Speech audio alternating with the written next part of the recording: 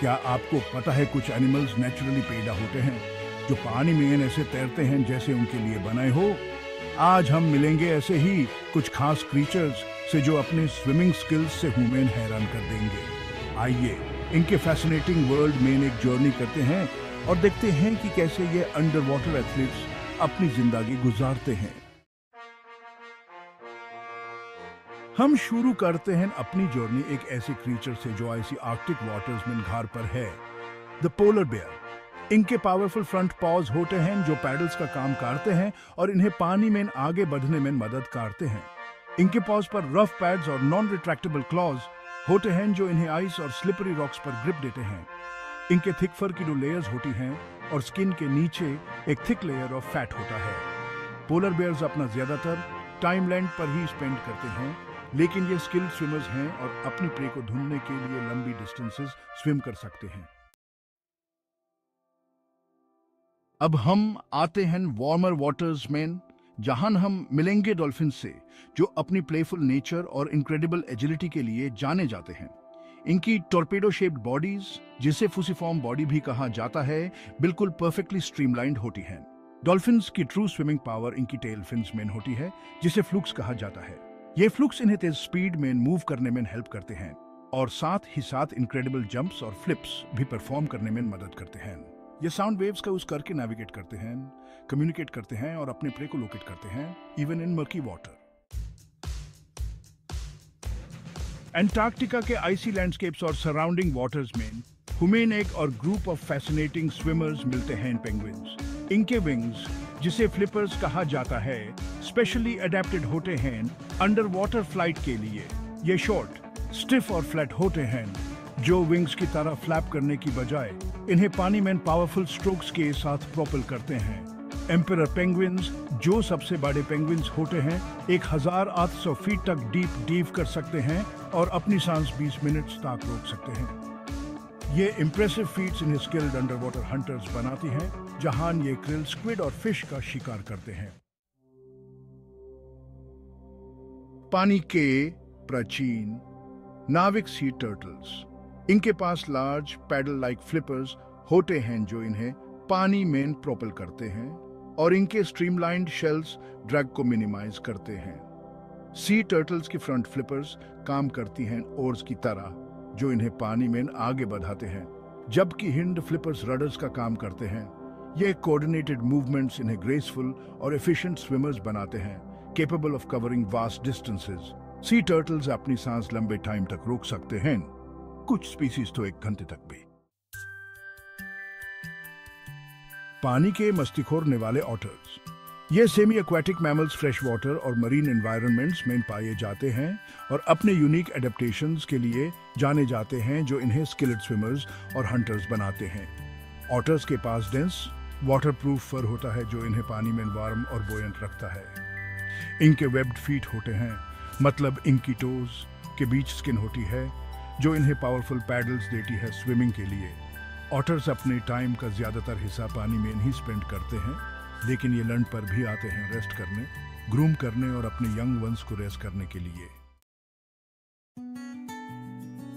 जलमार्ग के मेहनती निर्माता बीवर्स, ये छोटे लेकिन शक्तिशाली प्राणी अपने अनोखे जीवन शैली के लिए मशहूर हैं। ये large semi aquatic rodents north America, Europe और एशिया के फ्रेश वाटर इकोसिस्टम्स में पाए जाते हैं। इनका विशेष रूप से पानी और जमीन दोनों पर जीवन जीने का तरीका इन्हें अन्य प्राणियों से अलग बनाता है। बीवर स्किल्ड स्विमर्स हैं और इनके पास कई एडेप्टेशंस हैं जो इन्हें एक्वाटिक लाइफ के लिए परफेक्ट बनाते हैं। ये अपने लंबे, पतले शरीर और मजबूत पैरों के साथ पानी में आसानी से तैर सकते हैं। इनके हिंड फीट लार्ज और वेबड होते हैं, जो इन्हें पानी में पावरफुल प्रोपल्शन देते हैं। ये वेबड फीट इन्हें पानी में तेजी से आगे बढ़ने और अपने शिकार से बचने में मदद करते हैं। जब बीवर स्विम करते हैं तो ये अपने वेबड हिंड फीट को पैडल्स की तरह यूज करते हैं और अपने लॉन्ग स्केली टेल्स को रडर की तरह यूज करते हैं डायरेक्शन कंट्रोल करने के लिए। इनकी टेल्स ना सिर्फ स्टीयरिंग के लिए बल्कि बैलेंस और कम्युनिकेशन के लिए भी उपयोगी होती हैं। ये structures not only shelter provide करते हैं प्रेडेटर्स से, बल्कि सराउंडिंग इकोसिस्टम को भी शेप देते हैं। वेटलैंड्स क्रिएट करते हैं जो अदर प्लांट और एनिमल स्पीसीज को सपोर्ट करते हैं। बीवर्स अपने दांतों से लकड़ी काट कर और मिट्टी को इकट्ठा करके दम बनाते हैं, जो पानी के फ्लो को कंट्रोल करता है और नए हैबिटाट्स बनाता है। ये नए हैबिटाट्स कई प्रकार के जीवों को आश्रय देते हैं, जिससे पूरा इकोसिस्टम समृद्ध होता है। बीवर्स के दांत इतने मजबूत होते हैं कि ये बड़े से बड़े पेड़ को भी काट सकते हैं। ये अपने दांतों का इस्तेमाल करते हैं ब्रांचेस को काटने और अपने लॉजेस और दम्स बनाने के लिए।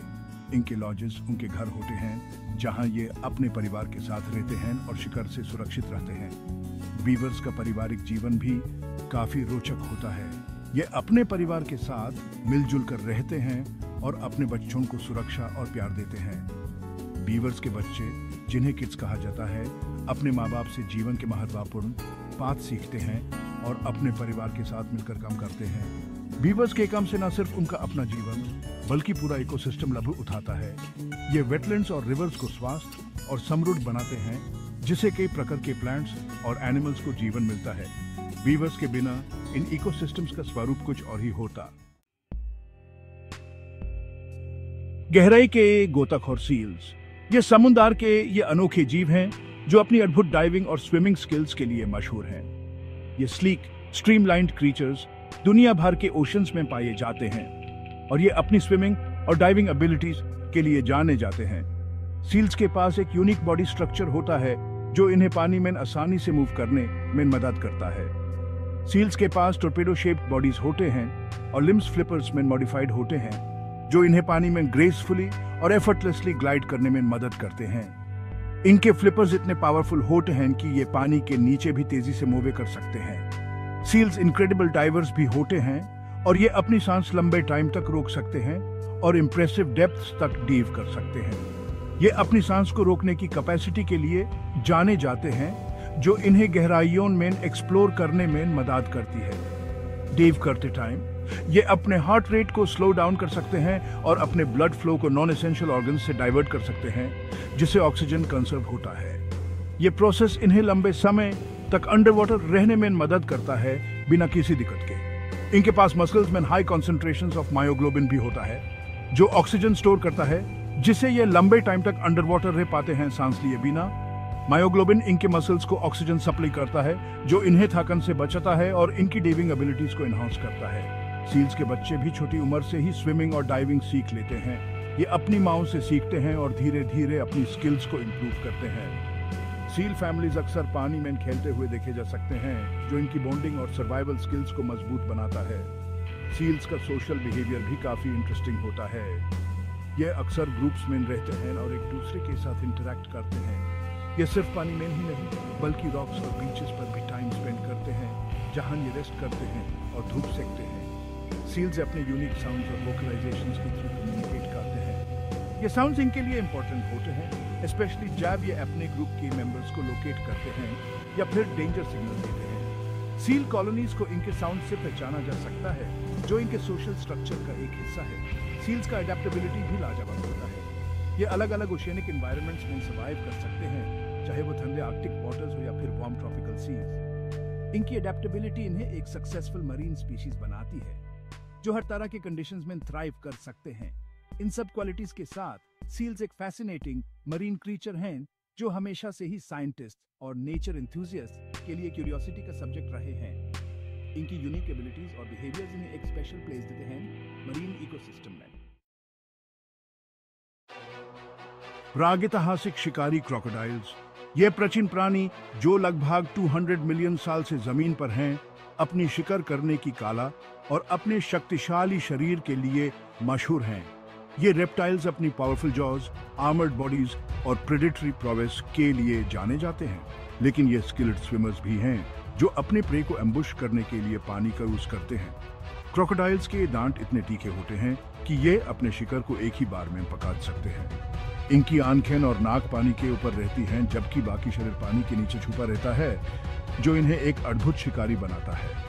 क्रोकोडाइल्स के पास स्ट्रीमलाइन्ड बॉडीज होते हैं और पावरफुल टेल्स होते हैं, जो साइड टू साइड मूव करके इन्हें पानी में प्रोपेल करते हैं। इनकी वेबेड फीट इन्हें पानी में आसान से मूव करने में मदद करती हैं और ये अपने प्रे को बिना आवाज किए पास आ सकते हैं। क्रोकोडाइल्स के पास एक यूनिक रेस्पिरेटरी सिस्टम भी होता है जो इन्हें लंबी देर तक पानी के नीचे रहने की अनुमति देता है, जबकि क्रोकोडाइल्स ज्यादातर टाइम फ्रेश वाटर हैबिटेट्स जैसे रिवर्स, लेक्स और स्वॉम्प्स में स्पेंड करते हैं। ये अपने एनवायरनमेंट के साथ अच्छी तरह से अडेप्ट कर लेते हैं।